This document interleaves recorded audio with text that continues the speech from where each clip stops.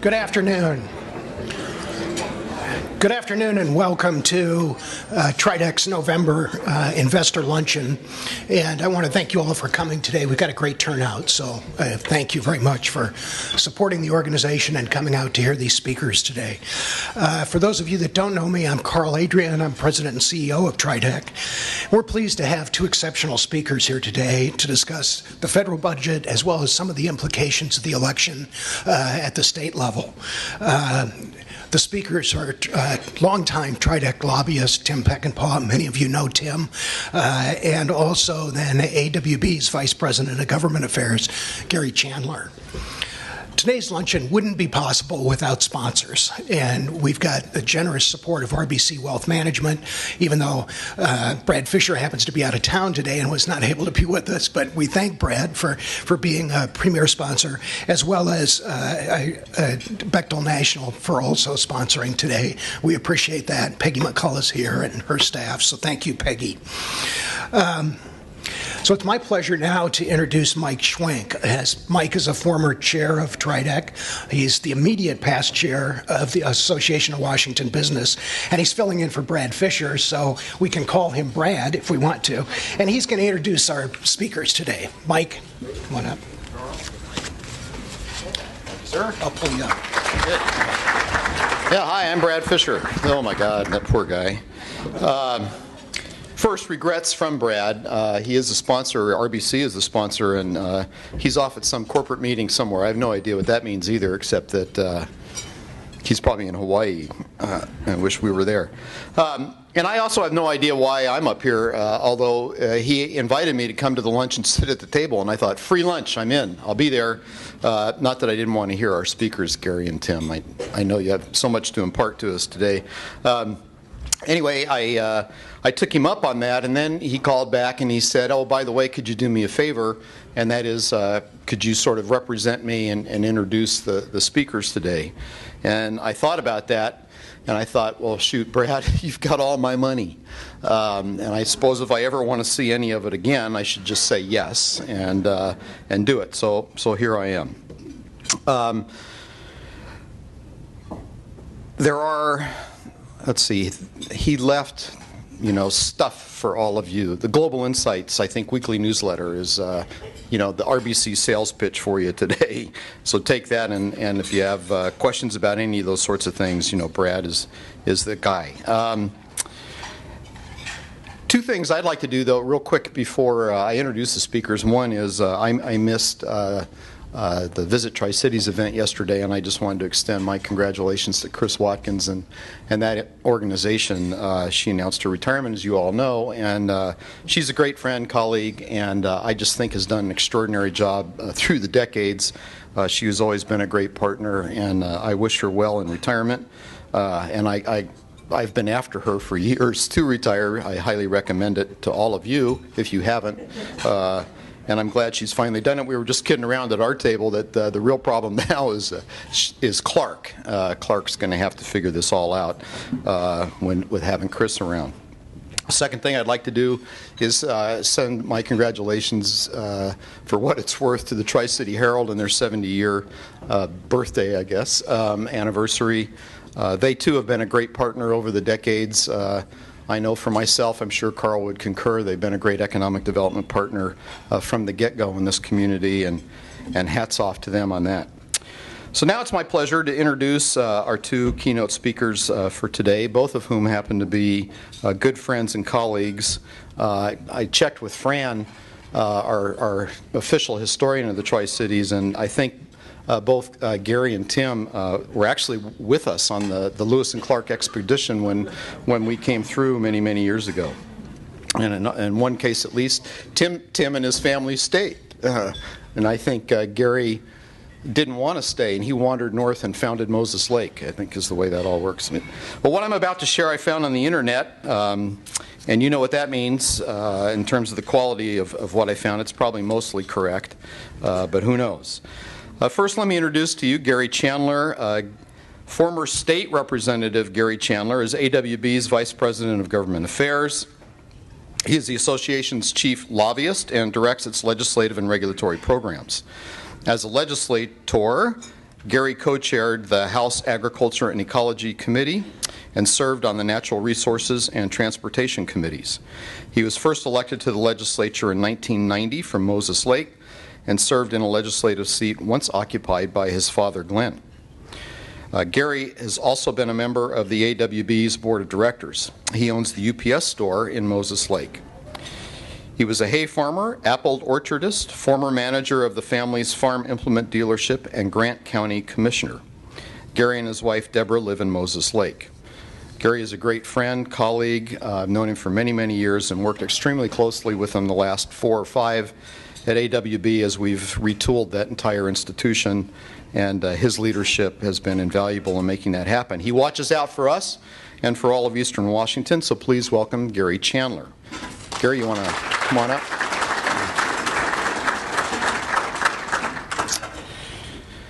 Next is Tim Peckinpaugh, who is a partner with K&L Gates in Washington, D.C.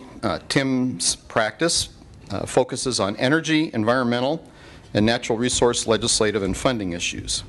Tim has represented clients for 30 years in all aspects of energy policy, including nuclear, hydroelectric, coal, oil, and natural gas, electricity, as well as a variety of clean technology and energy efficiency issues.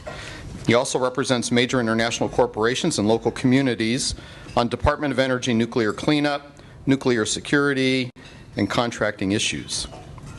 Tim represents regional chambers of commerce and companies from the Pacific Northwest on appropriations, grant funding, energy, technology, natural resources, and economic development opportunities. I know 2 examples close to us. One is AWB uses Tim, and so we're partners in crime on that, and Gary obviously is part of all that, our federal affairs program. Greater Spokane Incorporated, right, is part of Tim, and yeah, GSI, and we'll be doing a Washington State fly-in coming up here in December, and Gary and the K&L team in D.C. will be putting all that together for all of us, and we have a delegation going back first week in December. So he knows us well, knows this community, and has been part of us for many, many years. Tim provides assistance on appropriations and legislative drafting, counsels many of the firm's clients on campaign finance, lobbying, and governmental ethical issues. Can you imagine that? I mean, really. Finally, he is a previous chair of the firm's public policy group and currently manages the K&L Gates Political Action Committee, one of the largest law firm PACs in the country. And can you imagine how popular that must make him in Washington, D.C.? Tim came to the firm in 1985 from Capitol Hill, where he had 5 years' experience as a professional staff aide to the House Science Committee, our former U.S. Congressman Sid Morrison, and the Republican Study Committee. While on the Hill, he focused, and you will come as no surprise, on energy, natural resources, science, technology, and defense issues. TRIDEC has enjoyed their association with Tim for decades, and so please, let's welcome Tim back to the stage. Come on up, Tim. Thanks. I have no idea what happens from here. I'm exiting and listening, and you two figure out how you want to proceed.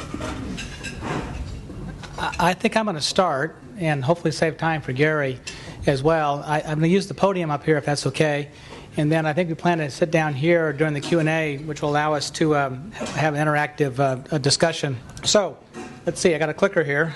Do I have to go the way? Okay, so elections. At the federal level, of course, there was no election, but there were elections, of course, in several states, and Gary will discuss here in Washington State. But Virginia, where I live, had a very important election as well. You see the results up there, and indicate that Virginia can be a bellwether for the entire country. We see up there that the Democrats doubled their vote margin between 16 and 17, between the presidential race and the governor's race. And more importantly and more telling, the House of Delegates in Virginia, the Democrats picked up 14 seats and may flip control of the legislature in Virginia. So this may portend that the country is perhaps moving away from Trump and away from Republicans and perhaps moving left. Historically, Virginia has been a bellwether for the midterm elections, which we'll see next year. The administration, led by President Trump, off to a slow start would be a fair statement, and a big measurement for that is his appointments. You can see here that there are lots of key vacancies in the administration, slow process in getting names put forward to the U.S. Senate, and the confirmation process has also been very slow. Here's a comparison to previous presidents. You can see that Trump does lag prior efforts with respect to getting his names appointed and then confirmed by the U.S. Senate. Here locally in the Tri-Cities, this is very meaningful for Department of Energy. Only 6 of the 22 positions at DOE that require Senate confirmation have actually occurred. And importantly for our area, environmental management, that's there in yellow ink, there's been no appointment, and not one on the horizon, quite frankly. So we have lots of vacancies in the administration, namely at Department of Energy. Now, the congressional delegation that represents you back in Washington, D.C., here's a map that shows the 10 House congressional districts. I show that we have Dan Newhouse there, right in the center of the map, represents you folks in the 4th Congressional District. You'll see just north of there is Congressman Reichert. He's retiring at the end of next year. We have McMorris Rogers, Kathy in eastern Washington, just to the east of here. Just south of here is Greg Walden across the river in Oregon. Very powerful member. He chairs the Energy and Commerce Committee. And Herrera Butler is just to the west of you folks here in the Tri-Cities. She's on the Appropriations Committee. These are 5 Republican members who all kind of cluster around the Tri-Cities, and they all work very well together as a team to advance the issues of this region. Now, just to review the entire delegation, starting with the U.S. Senate. Of course, Senator Patty Murray is a senior member on the Appropriations Committee, on the Energy and Water panel, which is very important for this area. Also in leadership, Maria Cantwell is on the Energy Committee. She is the ranking member of that committee, which has the authorization functions for both energy and natural resources. This team, by the way, has now become a powerhouse in the U.S. Senate. Very, very effective. Here are the 10 House members from our delegation in Washington State.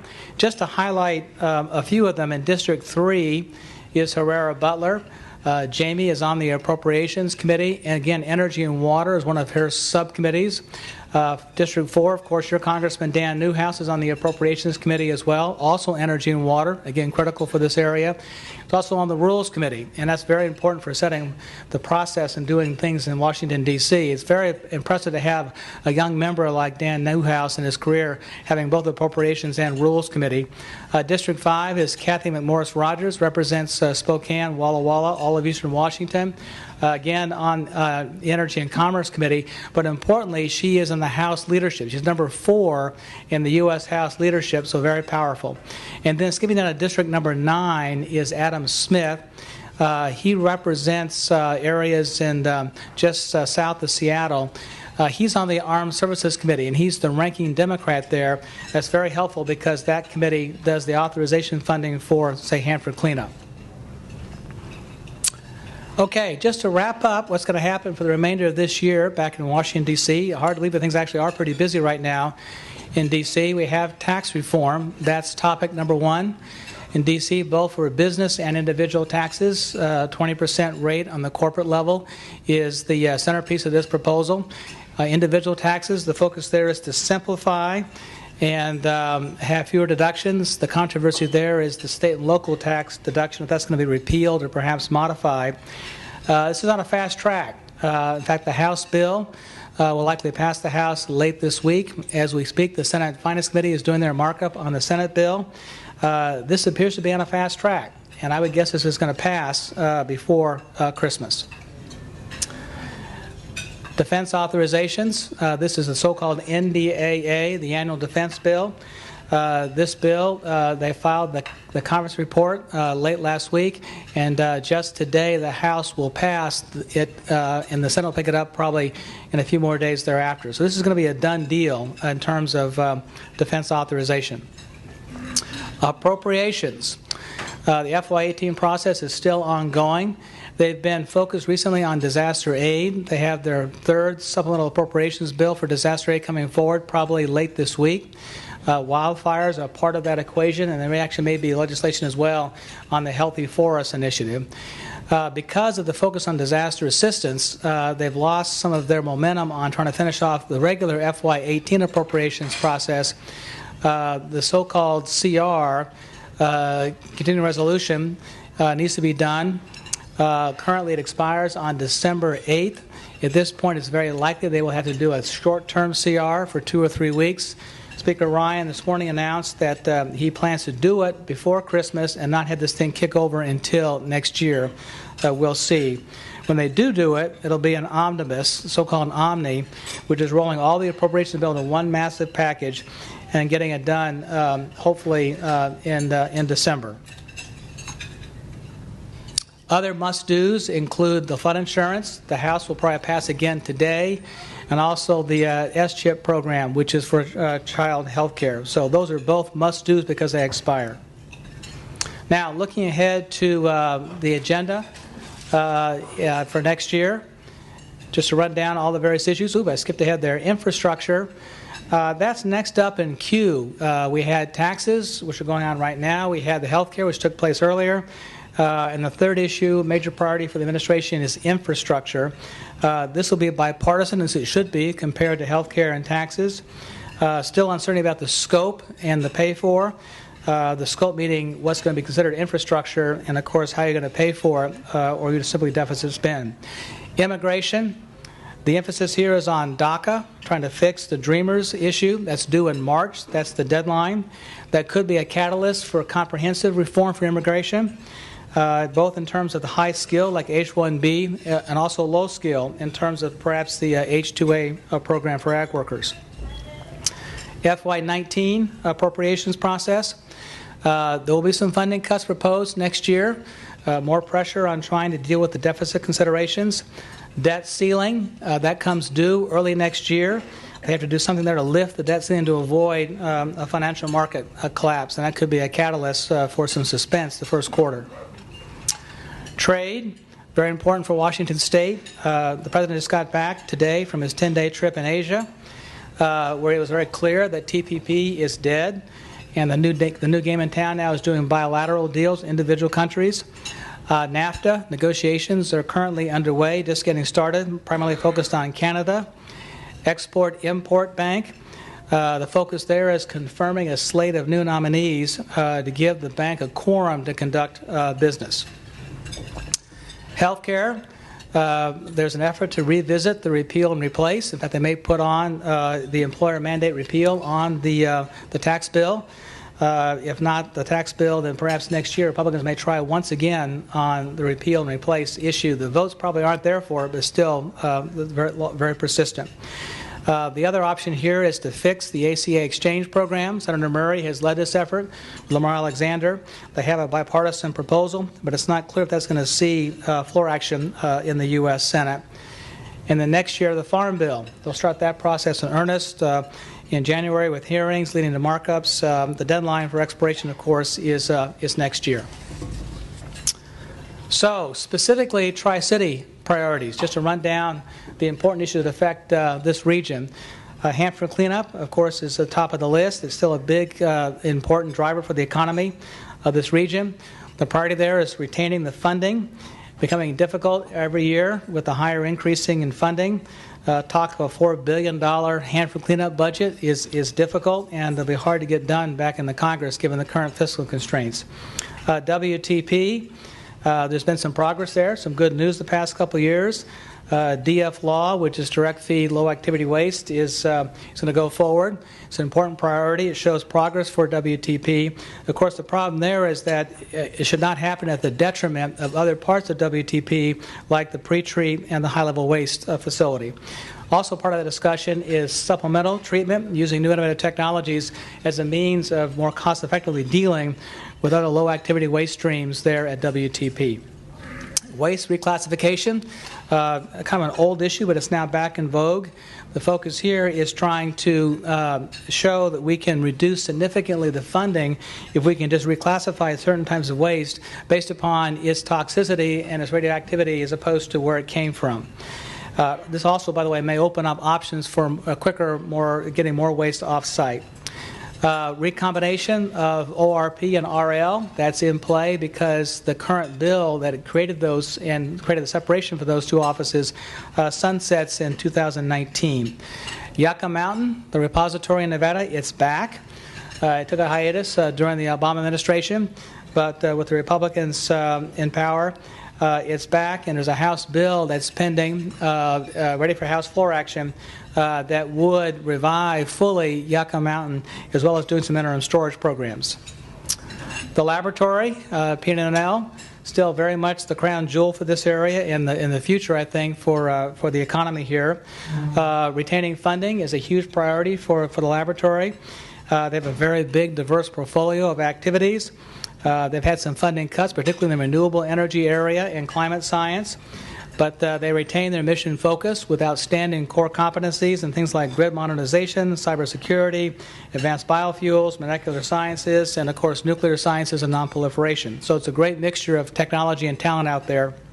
And of course tech transfer is a big part of the success in going forward to get much of that R&D transferred to the commercial private sector. Agribusiness, this is a booming sector, obviously, for the Tri-Cities. Trade, the focus there, obviously, is to get access to foreign markets, including keeping ports open. Immigration, a guest worker program, is currently pending in the House. It's gotten through committee. That would create more opportunities to have workers available to pick the fruit, for example. Water policy, trying to get more projects to allow for irrigation. Regulation, trying to minimize the overregulation from Washington, D.C., particularly in the environmental area, and perhaps dealing with GMO. Dams. Again, an important priority for this area. There is the biological opinion in trying to deal with a disappointing court decision from Oregon. And the focus here is legislation from Newhouse and McMorris-Rogers that would codify the buy-up to allow us to avoid higher cost through fish spill. Through spill for the dams. The treaty with Columbia River Treaty is also up for renegotiation right now. That's just starting out with the Canadians. And finally, we have the River Shore land transfer issue. The Army Corps study did come back. It was enormous, very dense, hard to get through, but that'll lay a platform for developing next steps to legislate perhaps next year to allow for the transfer of River Shore properties here in the Tri-Cities back to the local communities. That's a very quick rundown of the key issues. Here is the calendar for next year in Congress, at least in the House. You can see the shaded areas. Those are dates that Congress will be in session next year, so you can plan your trips accordingly to Washington, D.C. So thank you for your time. I look forward to your questions.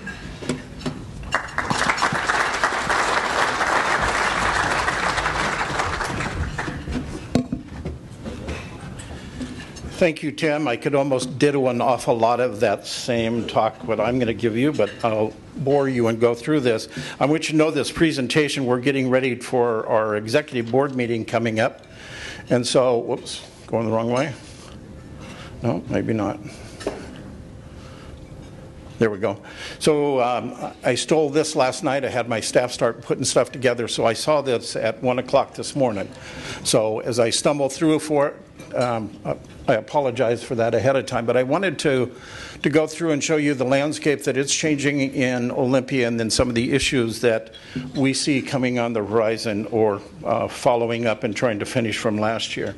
So I too want to hit a little bit on the elections. Here's the elections results that we had in ours. You can see the 7th district, nobody worried about that. That's strong Republican.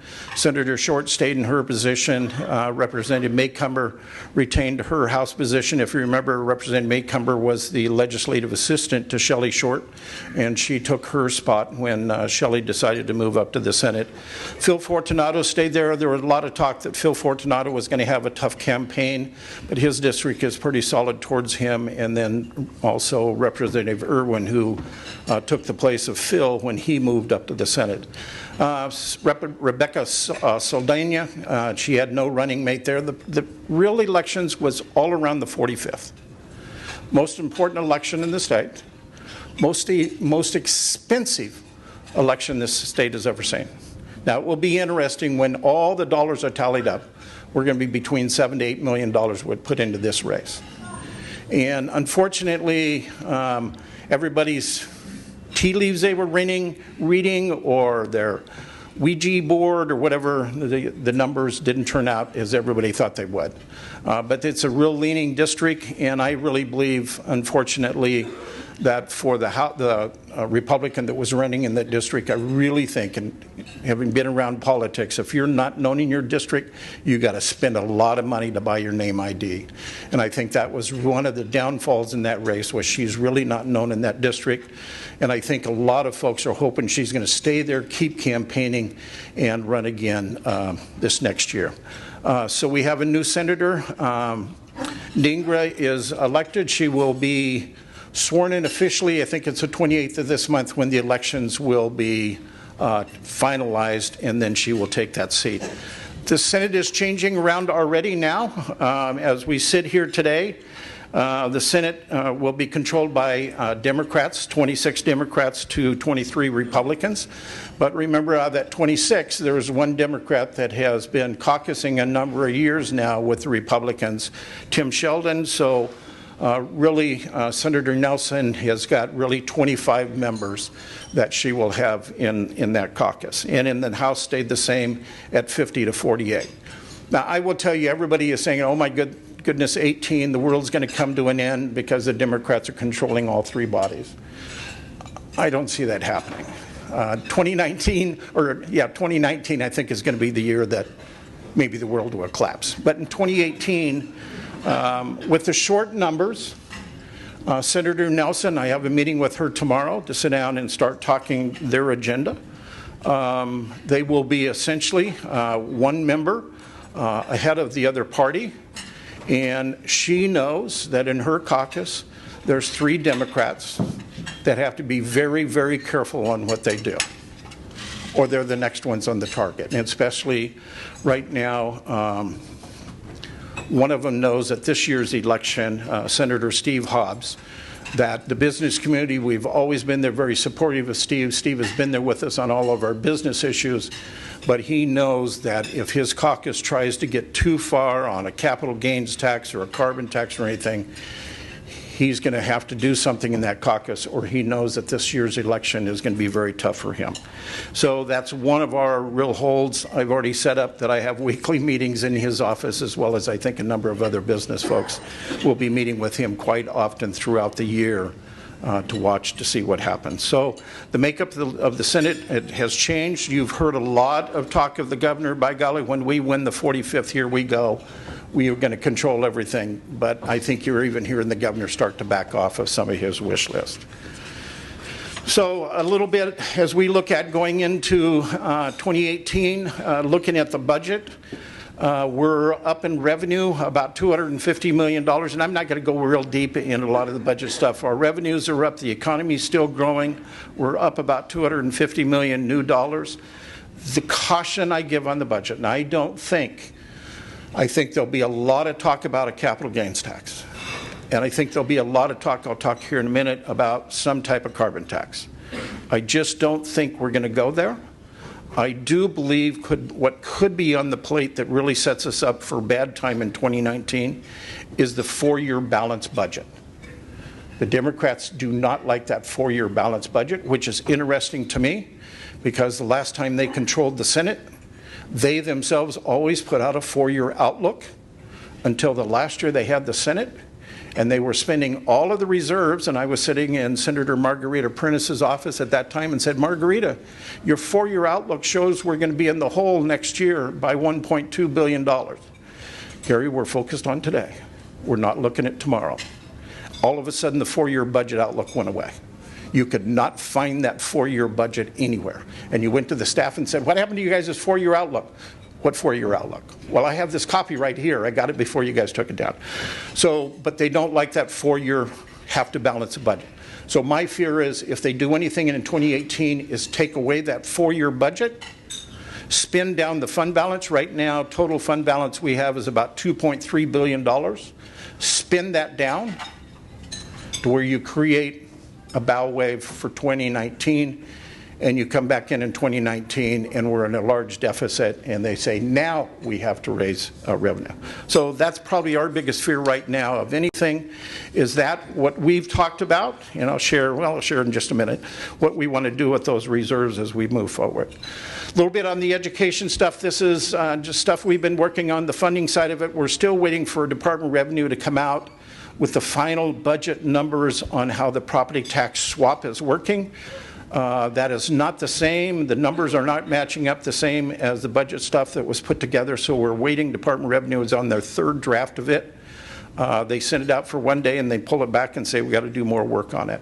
So we're still looking at that funding to find out what that property tax shift, where it went, who it's affecting, who it's not affecting, so that we get a better assessment on does there need to be money to buy down that property tax going into next year. A couple things we're really pushing hard for. Chris Johnson, he apologizes he couldn't be here. Part of it is he's trying to catch up on his sleep. He just got back from Switzerland. I spent yesterday morning with him in a meeting in Seattle, and I had to keep kicking him to keep him awake. So he's trying to get caught up, but he wishes he could be down here. But one of the things that he really went over there for is one of the things that I really think we as a business community really need to start grappling with. As we did our bus tour around the state, and we called on about 70 to 75 of manufacturers around the state, every one of them have one thing in common. I need help, and I need a skilled workforce. And so one of the problems is Colville, sitting at Hughes Boatcraft, need 11 welders. Community College branch campus there is closing down their welding program. How can you close it down when you have a company needing welders? We don't have any high school students that are going into a welding program. What we have to start working on is internships, externships, apprenticeships, whatever program that fits our area, and get that 16-year-old kid not going and visiting a business, but across the yellow line and standing beside the operator so the operator can say, you need to stay in school and get these skills and you can replace me. If you don't get those skills when you graduate or don't graduate, there is no job for you. Now, I was at the governor's workforce, his Western governor's workforce meeting a week ago. Young man spoke there from Yakima that is in the program with Boeing there. That program changed that child's life. He was destined not to finish high school. And they convinced him over his mom and dad that he needs to get in the machining business. And his mom and dad says, we don't want you in that business because manufacturing is dirty, gritty, and they don't pay well.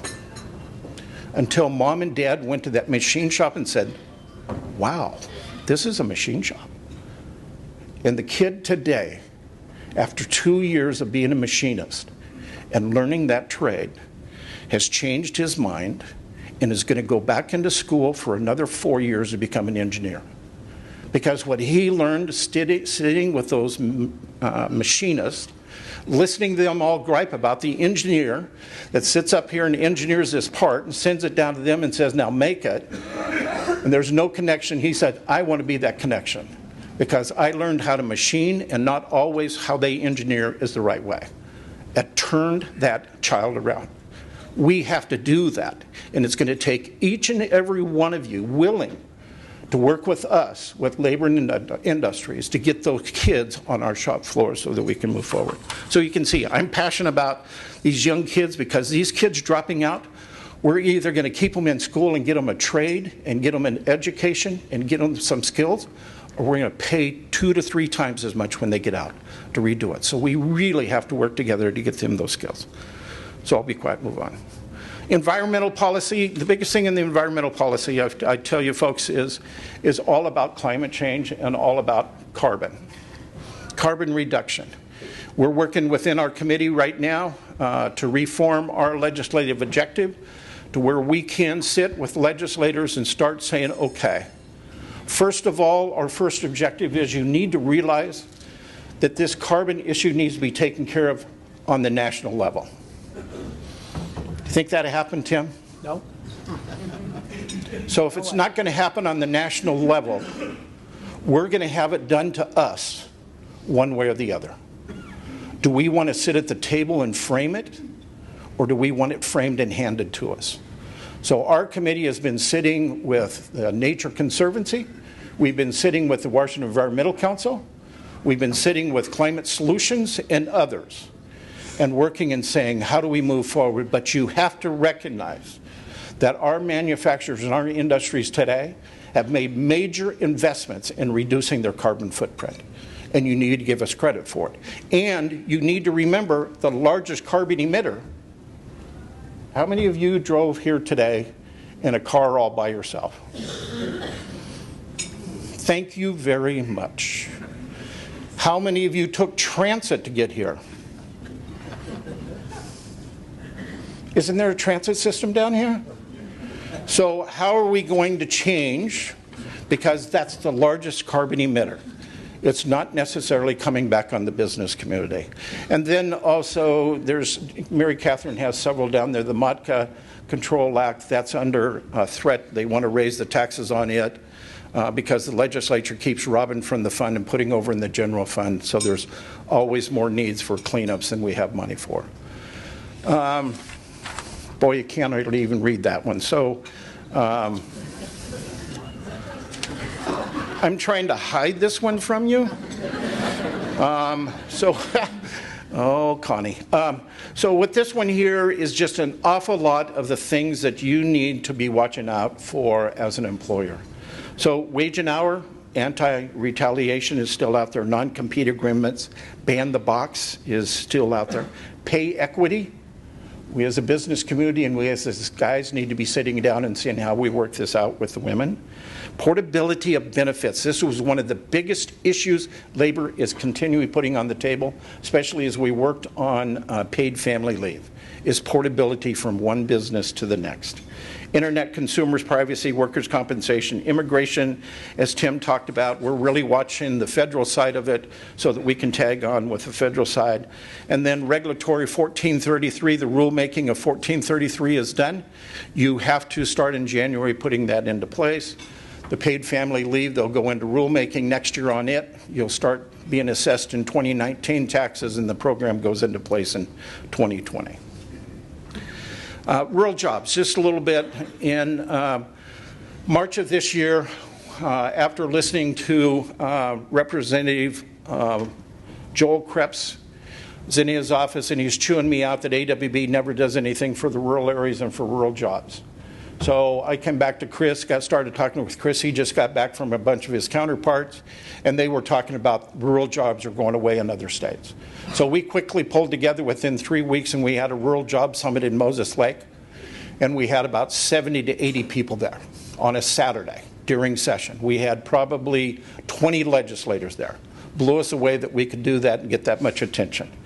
We decided to go ahead and have a rural job summit this year. We just completed it. We figured we'd get 150 people. We packed the place with 250 people to come there. And so now what we're doing is we're forming a rural task force to sit down and start looking at the issues that are faced with the rural areas. One of the biggest ones that has tied the legislature up from not being able to pass a capital budget is about the Hearst fix. It's on water. Mr. McGregor, Alex McGregor said it pretty good when he spoke. So here you are, a farmer. You're looking for the day your kid's getting out of your house. You're hoping one of your kids will stay on the farm and take it over. You have a child that wants to stay at home, gets married and wants to stay and run the farm, but you go to build a house, you can't get a building permit because you can't drill a well. And you go, what? I can't drill a well? No. Because the county is now responsible for issuing a building permit. They have to make sure that there's water availability for that exempted well. Exempted wells across the state amount to less than 0.2% of all water used. Tribes won it in court. Tribes just sued, I think it was this month or last month, in Okanagan to a builder up there that got a building permit. They just sued the county for giving that building permit because they did not do an assessment of whether that exempted well they gave that guy will affect the in-stream flows. So it has shut down exempted wells. It shut down growth around the state and especially in the rural areas. How do we get rural jobs back if you can't even get water out there for people to live there? And so the legislature has been struggling over how to fix this. We need to, an association, start looking at short-term water issues and long-term water issues. I did it for 12 years. It's not an easy issue. I still say there's an awful lot of water going down that Columbia River. What's everybody worried about? And we have an awful lot of water on the west side. What do you mean you're concerned about an in-stream flow over there until the next rainfall? And so how do we utilize our water better is what we should be looking at. So working on water issues is a major one for the rural area. Rural broadband, how do we get the same access for somebody living in Heartline so their kids at night can do their homework on the internet, the same as my grandkids can do it in Moses Lake? But it's expensive. Who should be paying for that? How do you get it out there? In Grant County PUD has spent $250 million and have fiber spread to about 80% of the county. The rest of the 20% is the most expensive. How do you get broadband out there? And so that's a discussion that is needed in the rural areas. And then one that we had in the budget this year, and the governor vetoed it out, is to lower the B&O tax for manufacturing for that export out of the state, lower that B&O rate down to the same rate as aerospace. And we were really surprised. We pushed the governor hard, but he vetoed it out. We have the green light to work with the legislature, and that will be one of our big issues going into this session, is to bring back and lower that B&O tax rate. So a couple of things just very quickly. You know all these things. In our state here, we pay 58% of all state and local taxes. This compares to Oregon of 38%. The business community down there picks up all state and local taxes. Idaho is at 45%. How do we compete when you're sitting in Spokane with Idaho? How do you compete when you're in Vancouver and you have Oregon? And so this is one of the things we keep showing the legislature is every time you keep tacking on a small tax, you look at it in silos, you don't look at it all together. It's that cumulative effect that's having on us.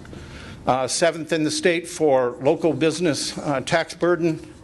See those pieces up there. I won't linger on those very long. The last one that I want to show you is what we're working on. This one here is showing that there is manufacturing coming back to the United States. Some states are beating us to it. Do we want to wind up with California, where only 2.7% growth of manufacturing is coming back to California? That's where we're headed right now if we don't change the policies in this state. And here's the one that I think is one that, with our rural jobs, we're really trying to impress with the legislators. Yes, our economy is growing well if you live in Snohomish, King, and Pierce. It doesn't take you much to get beyond that, and there's not a lot of growth going on. That other number up there shows the manufacturing jobs throughout the state. And when you take a look at a lot of these rural counties, take Aberdeen. Aberdeen used to have a strong manufacturing base. Now, they lost all their timber through the owl thing. They have the infrastructure. How do we get manufacturing back in those areas?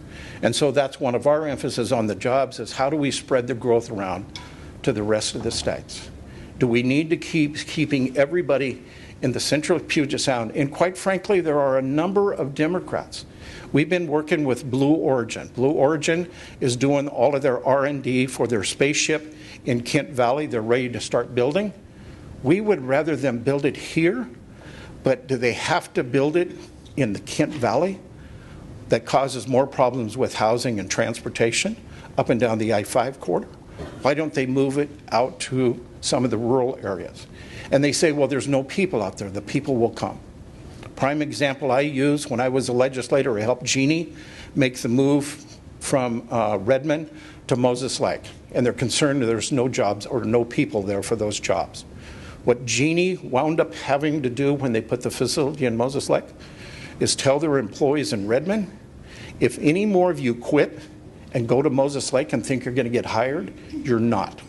Quit quitting us over here. We need you to stay here. So in the rural areas, we have a better quality of life. So the people will go there for their jobs. So those are some of the issues that we'll be working on this year. Carl? Jim, thank you very much. We've got time for maybe one or two quick questions. You can use Slido or you can raise your hand. Somebody ought to get a picture of Carl Adrian using technology, though, while I'm here.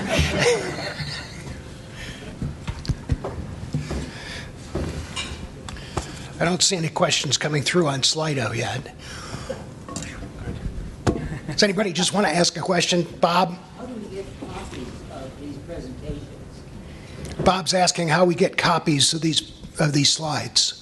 $500,000. $1 million.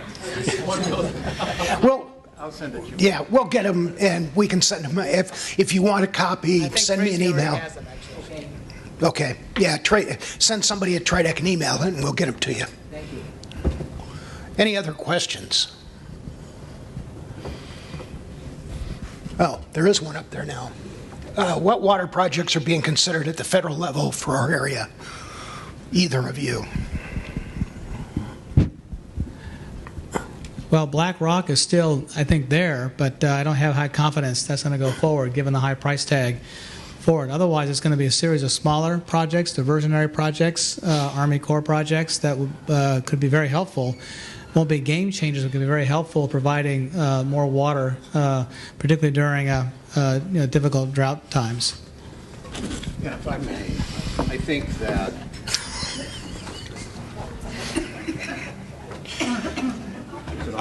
Is it on? Okay. I think two ones that we're working on. If you're over in my area, the Odessa sub-area, very important that we keep and get those deep wells off the deep wells and back on the water in the Columbia Basin project. I just learned this week that we have two major farmers out there that are shutting off two of their deep wells that will, I think it's like 3 or 4 circles. That is some of the most productive potato country, sorry, Tri-Cities, but it is very important for the potato industry that we get those people off of the deep wells and onto the basin water out of the Columbia River. The second piece that I will tell you that we haven't done much on, but we probably should have a bigger presence in, is on the Columbia River Treaty. I don't think we're giving it as much attention as we should, folks, because I will tell you, that could slip. I worked on it when I was in the legislature, and I think that's very, very important because that's where our water comes from.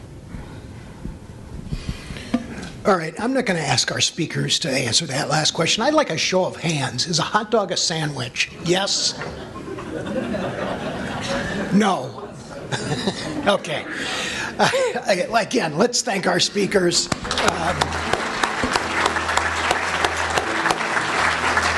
So in the spirit of Thanksgiving, we'd like to show our appreciation to 3 lucky winners.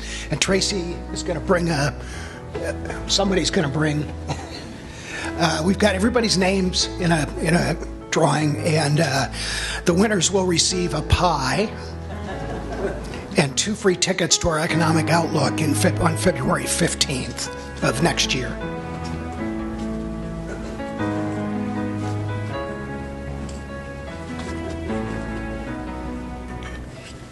All right. Dave Zabel. Is Dave here? Dave didn't come. All right. Give me another one. Kerwin Jensen. Is Kerwin here? Kerwin's here. Great, Kerwin. Melinda Murrow. Melinda's back here. Shuras okay. I got close.